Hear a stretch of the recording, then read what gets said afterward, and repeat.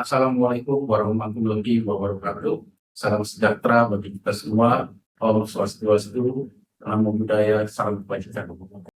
Perkenalkan, nama saya Dr. Cornelius Sitompul, PhD, dosen tetap pada program studi kimia Fakultas Matematika dan Ilmu Pengetahuan Alam pada Universitas Sumatera Utara dengan nomor induk dosen nasional atau NIDN 0124047301 dan NPTK nomor 0757516521314142.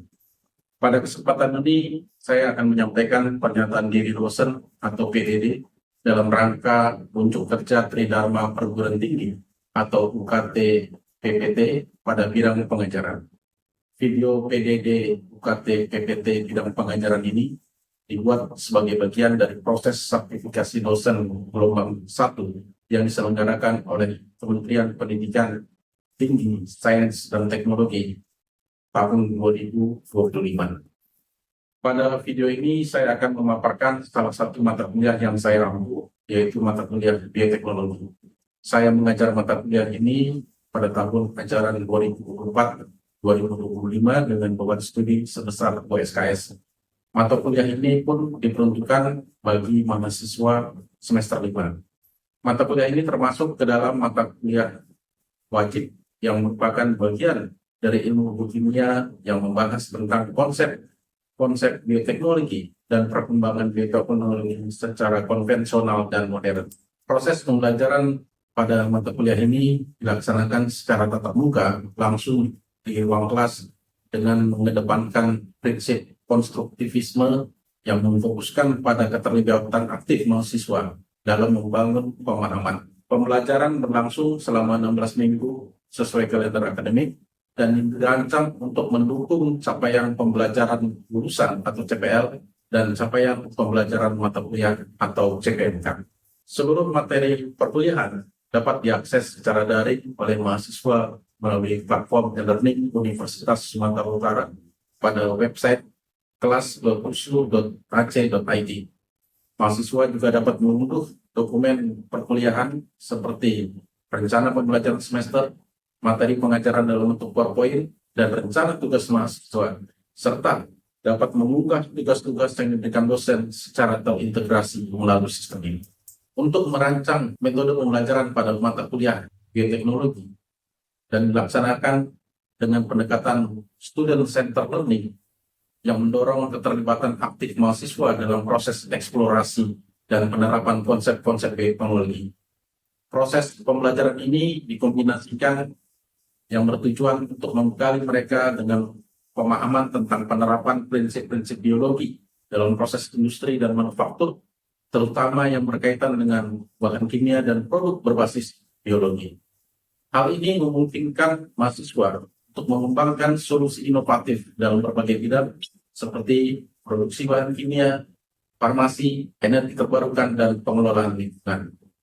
Metode yang diterapkan dalam pengajaran ini antara lain adalah ceramah partisipatif, diskusi kelompok kecil atau small group discussion, collaborative learning, problem-based learning, case method learning, presentasi dan umpan balik, serta pendayagunaan e-learning. Untuk mendukung capaian pembelajaran lulusan program studi sarjana kimia yang terdiri atas 3 domain utama.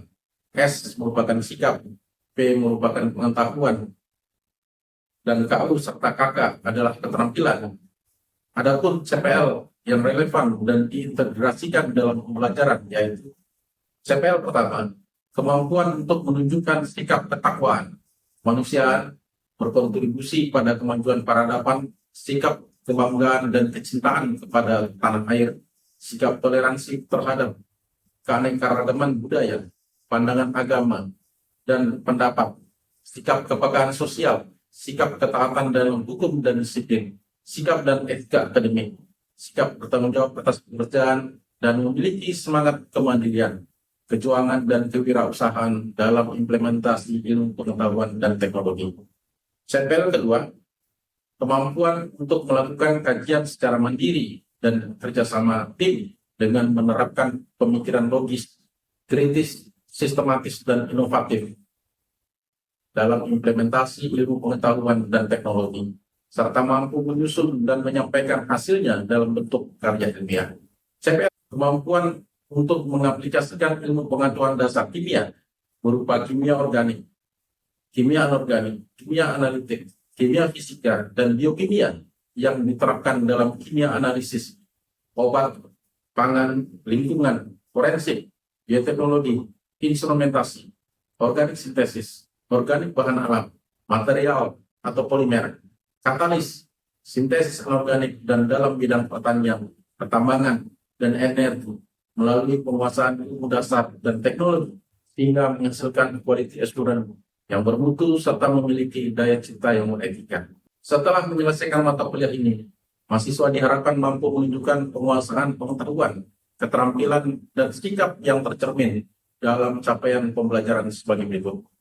CPMK pertama, mahasiswa mampu menjelaskan konsep dasar bioteknologi secara umum dan mendalam. CPMK kedua, mahasiswa mampu menunjukkan pembuatan produk hasil bioteknologi. CPMK ketiga, mahasiswa mampu mengkorelasikan produk yang dihasilkan dan pengambilan keputusan tentang penerimaan produk bioteknologi. Materi pembelajaran pada mata kuliah ini disusun secara sistematis untuk mendukung capaian pembelajaran yang mencakup pemahaman konseptual hingga keterampilan teknis dalam mata kuliah bioteknologi. Adapun ruang lingkup materi mencakup definisi, sejarah dan klasifikasi bioteknologi, dasar pengembangan bioteknologi, peralatan pendukung bioteknologi, bioteknologi pangan dalam bentuk makanitasi, bioteknologi pertanian dalam bentuk teknologi DNA rekombinan, bioteknologi pertanian dalam bentuk genetic modified organism, bioteknologi farmasi dalam bentuk penemuan obat-obatan, vaksin dan antibiotik, bioteknologi kedokteran dalam bentuk cloning dan bayi tabung, serta bioteknologi lingkungan dalam bentuk bioremediasi, serta materi yang terakhir berupa etika bioteknologi. Hasil belajar mahasiswa dilakukan secara komprehensif berdasarkan kombinasi berbagai aspek pembelajaran. Adapun penilaian berdasarkan kuis post-test 10%, selama semester akan ada 4 buah kuis yang diselenggarakan di kelas. Kuis akan dilakukan melalui e-learning khusus dan sudah dijadwalkan sebelumnya. Materi yang diuji diumumkan oleh dosen dan tertulis di RPS. Presentasi kelompok dan partisipasi mahasiswa dalam tanya jawab sebesar 10%.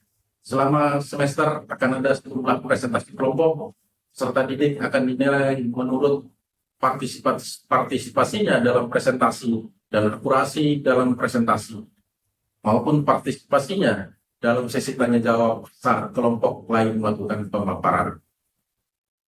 Penilaian berikutnya berupa case method sebesar 50%. Contoh-contoh kasus akan diberikan, dan peserta didik akan diminta untuk menganalisis, membahas, dan memberikan solusi akan kasus yang diberikan. Peserta didik akan dinilai menurut partisipasinya dalam diskusi. Berikutnya berupa ujian tengah semester yang dilakukan secara individu sebesar 15%. Ujian tengah semester mencakup seluruh materi yang telah dibahas sejak awal semester, baik bacaan maupun ceramah. Ujian ini dilakukan di kelas dengan bentuk soal pilihan ganda yang singkat dan esai. Yang terakhir berupa ujian akhir semester yang juga dilakukan secara individu sebesar 15%.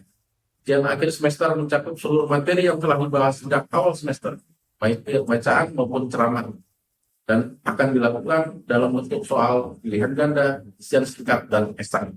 Nilai pada mata kuliah ini dalam proses evaluasi pembelajaran, saya menggunakan rubrik penilaian sebagai instrumen utama untuk memastikan bahwa penilaian dilakukan secara objektif, secara adil, dan akuntabel. Berikut adalah rubrik penilaian yang saya gunakan. Nilai 80 sampai dengan 100 dikategorikan sebagai sangat baik. Nilai 70 sampai 79 dikategorikan sebagai baik. Nilai 60 sampai dengan 69 dikategorikan cukup. Nilai 31 sampai 59 dikategorikan kurang. Nilai 0 sampai dengan 30 dikategorikan sebagai sangat kurang atau gagal. Untuk tahapan berikutnya, Silakan menyimak video pembelajaran mata kuliah bioteknologi sebagai bagian dari proses sertifikasi ini. Silakan menyaksikan. Terima kasih. Selamat pagi, salam sejahtera bagi kita semua. Pagi hari ini, mahasiswa sekalian, kita akan mengikuti mata kuliah bioteknologi dengan topik bioremediasi, prinsip dan aplikasi. Jadi kita masuk ke bagian pertama, pengantar mengenai bioremediasi ini. Kita sudah tahu bahwa pencemaran lingkungan itu isu yang sangat global sekali.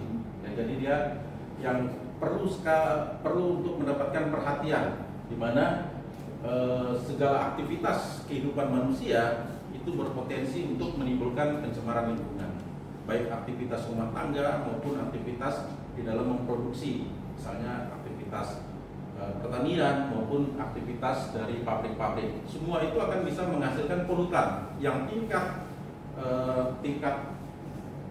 berbahayanya itu berbeda-beda. Ya. Ada yang mungkin seperti polutan rumah tangga, misalnya sampah-sampah organik, yaitu mungkin bisa didegradasi sehingga tingkat pencemarannya itu tidak terlalu tinggi. Tapi ada juga yang sangat besar, misalnya dari asap dari pencemaran dari pabrik. Nah, ini sangat bersifat polutan yang bisa sangat berbahaya bagi lingkungan. Di dalam perkembangannya, kita berusaha untuk selalu berusaha supaya pencemaran ini bisa diatasi. Maka cara-cara konvensional sudah sering kali dibuat. Contoh secara konvensional itu misalnya limbah rumah tangga, sampah-sampah itu dibakar. Tapi kan proses pembakaran itu malah menimbulkan pencemaran lagi. Jadi sebetulnya metode konvensional bisa juga digunakan, tapi seringkali mahal, kurang efisien, dan bisa juga menimbulkan masalah pencemaran yang baru. Jadi bisa menimbulkan masalah sekunder. Nah, bioremediasi ini memberikan alternatif baru, alternatif di luar dari metode konvensional tersebut, di mana ini akan memanfaatkan sistem biologis. Karena kita tahu bahwa kehidupan kita ini sudah ada sistem biologis yang membangunnya. Sehingga dengan kita memberdayakan sistem biologis itu, maka diharapkan sistem biologis ini bisa membersihkan lingkungan. Itu prinsip dari bioremediasi. Sehingga bioremediasi itu adalah proses penggunaan organisme hidup. Jadi sistem biologis itu adalah menggunakan sistem organisme hidup, seperti mikroorganisme dari bakteri atau fungi, dari jamur, ya, atau dari tanaman yang bertujuan untuk menghilangkan, mendegradasi, atau mengubah polutan lingkungan menjadi bentuk yang tidak berbahaya atau menjadi kurang berbahaya. Nah, itu prinsipnya seperti itu. Sehingga secara harfiah, kalau kita lihat dari kata-kata bioremediasi, kita bisa lihat bio itu kehidupan dan remediasi itu adalah pemulihan. Memang alam itu punya kemampuan untuk memulihkan. Alam itu punya kemampuan untuk memulihkan dirinya, ya. Tapi proses alam untuk memulihkan dirinya itu membutuhkan waktu yang sangat lama. Seperti misalnya degradasi dari sampah-sampah plastik ataupun sampah-sampah yang lain. Memang mereka bisa didegradasi, tapi membutuhkan waktu yang sangat panjang sekali. Maka dari itu bioremediasi membantu untuk bisa mempercepat supaya langkahnya itu bisa semakin cepat, sehingga lingkungan itu bisa cepat kembali pulih dan bisa kembali dipergunakan oleh kita manusia. Nah, itu prinsip dari bioremediasi seperti itu. Bagaimana konsepnya?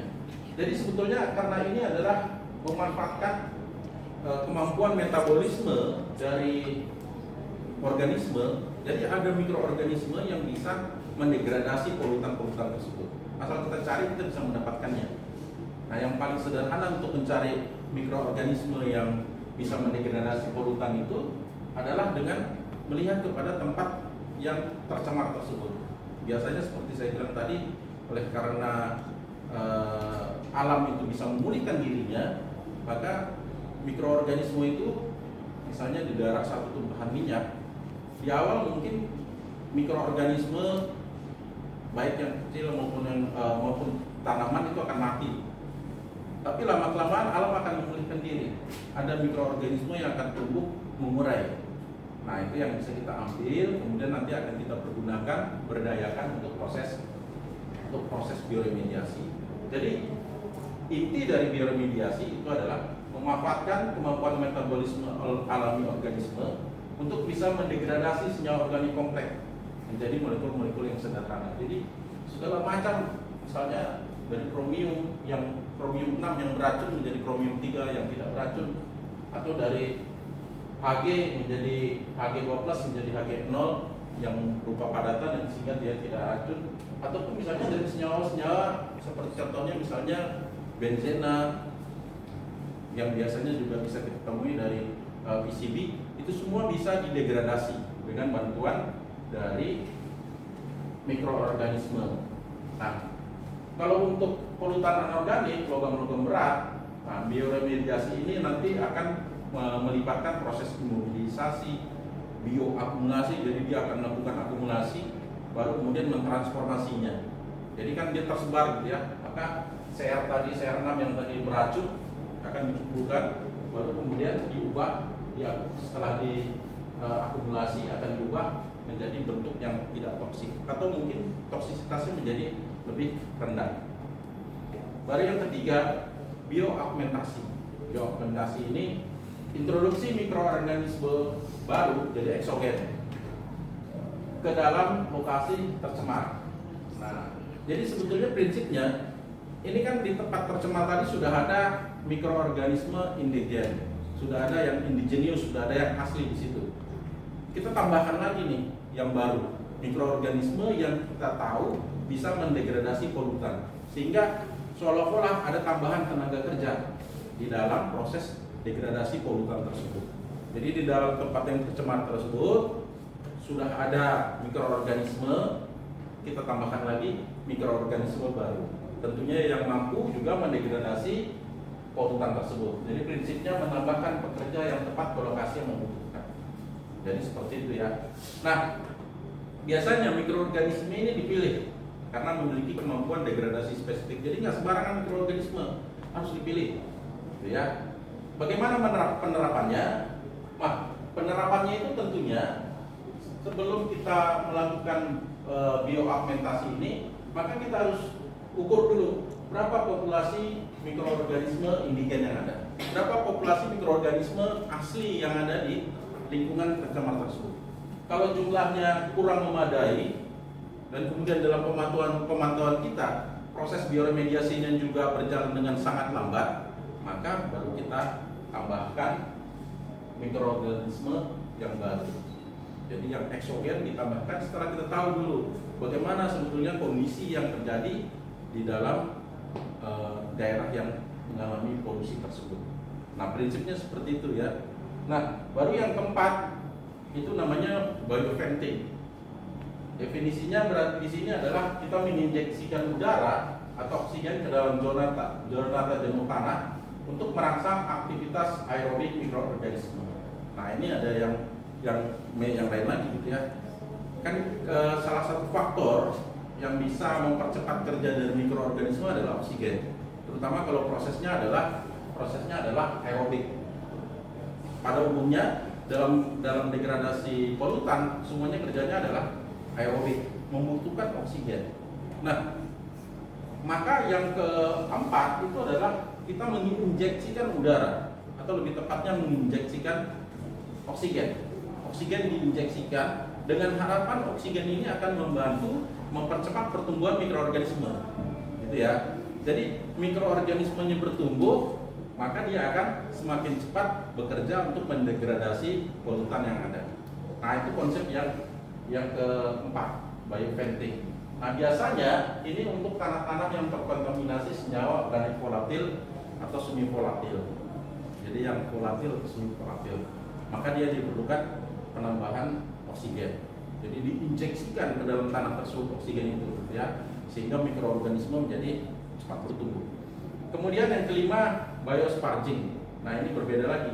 Di sini injeksi udara atau oksigen ke dalam zona jenuh untuk meningkatkan aktivitas aerobik dan juga membantu volatilitas dari polutan tersebut.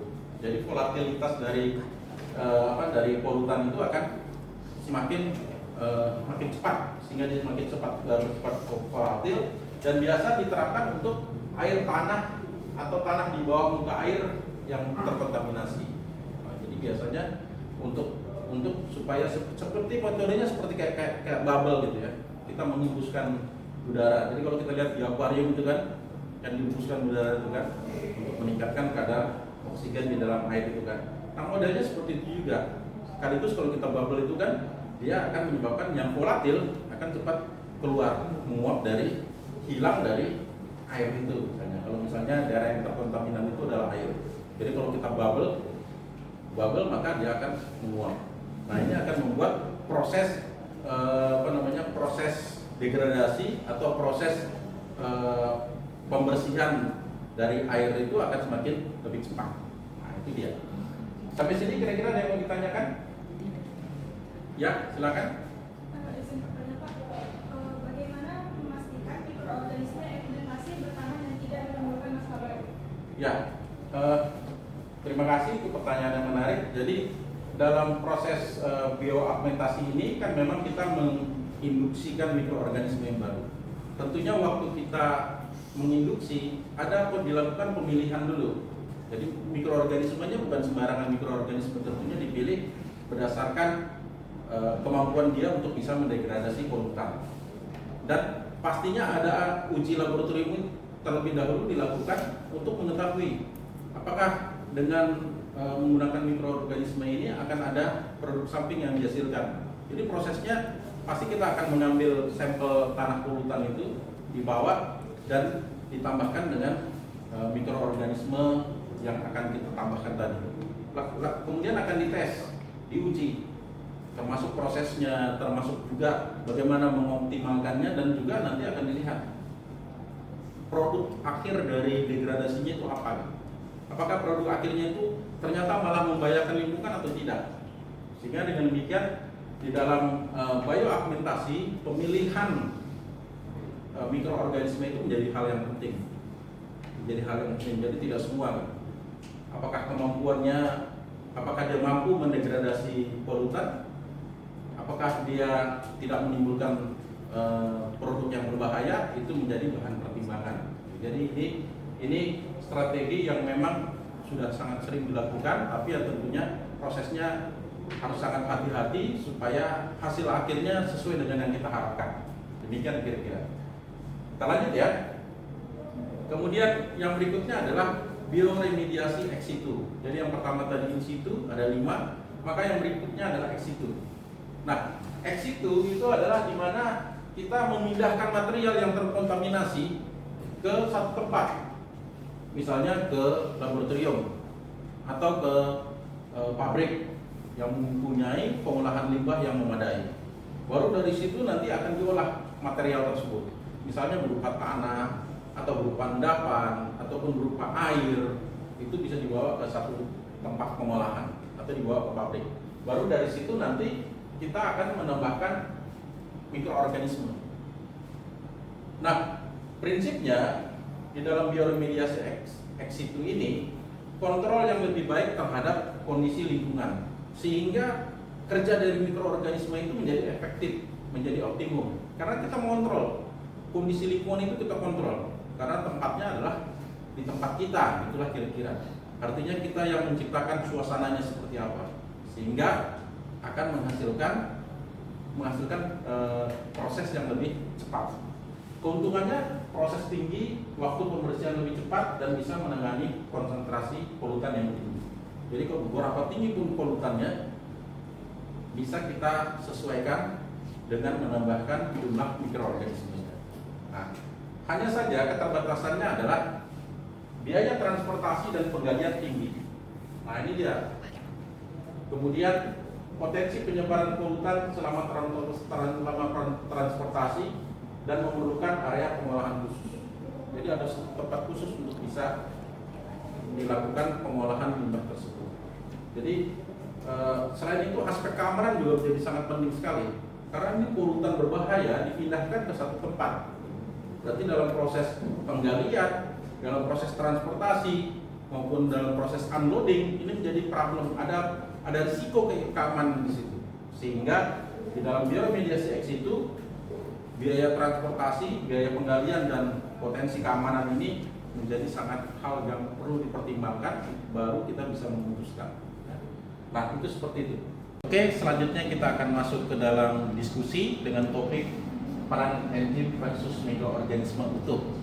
Untuk itu dimohon kepada mahasiswa sekalian untuk membentuk kelompok diskusi 4 orang dan masing-masing membahas selama 5 menit. Nanti kita akan bahas secara bersama-sama. Terima kasih.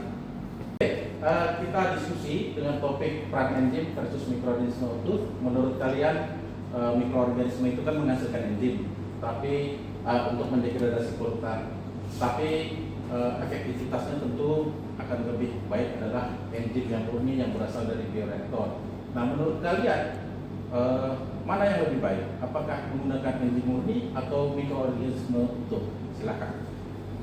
Kalau menurut saya mungkin lebih baik pakai enzim murni karena dia lebih efisien kalau mikroorganisme. Selain itu enzim juga bisa berfokus ke, misalnya kita mau bioremediasi lingkungan yang berfokus sama logam, misalnya C gitu kan, kita menggunakan enzim yang fokus dia meremediasi logam C tersebut, jadi lebih efisien dalam proses bioremediasi lingkungan. Menurut kalian? Menurut saya pakai mikroorganisme sih Pak, supaya prosesnya juga nggak panjang karena nggak ada isolasi enzimnya lagi. Kalau menurut saya pakai mikroorganisme itu biayanya lebih murah untuk efisiensinya. Ya, terima kasih atas diskusinya.